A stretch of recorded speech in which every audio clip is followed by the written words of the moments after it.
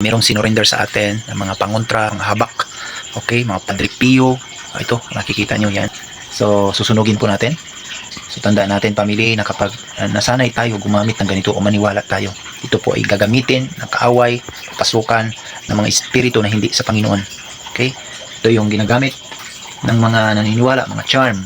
Okay? Gumagamit ng mga langis-langis. Okay? Ito, yan.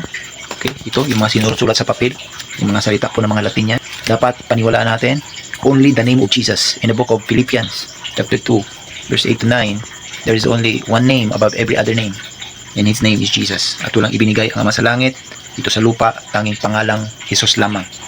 Amen. Ito, Padre Pio, may langis. Okay, ito sinurinder din to.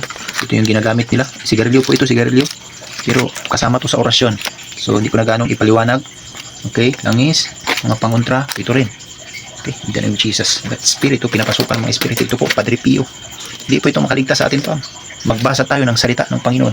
Okay, magpakalalim tayo sa salita ng Panginoon. Revelation must be our portion in this last days. Hindi po ito. Ito yung mga gawa ng tao na pinapasukan ng mga masamang espiritu. Dahil ito yung pinapaniwalaan natin. Kaya lalong lumalala yung sakit natin. Bakit po? Kasi inaalaw natin yung mga ganitong practices. For the glory of the Lord, huwag tayong maniniwala dito sa mga charm, mga Padre Pio na yan, mga langis-langis. So ito ay babahayan ng masamang espiritu.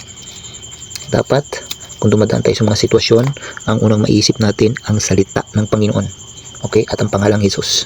Sapagkat walang ibinigay na ibang pangalan ang Ama dito sa lupa, kundi ang tanging pangalang Jesus para sa ating katubusan, para sa ating kaligtasan. Okay? Dito makakapagligtas sa atin. Ayan po ba? Sinusunog na natin. Hallelujah. Okay. Unti-unti na siyang tutupok. Okay. Glory to the name of the Lord Jesus. Okay pa? In the book of Proverbs, chapter 4, verse 23, that the hour has come that my people will worship me in spirit and in truth. So, huwag tayong maniwala sa mga ganitong charm, kontra, papasukan ito ng mga espiritu. And there is a manipulating spirit, familiarity spirit, that will come across in our life kapag papaniwalaan natin ito.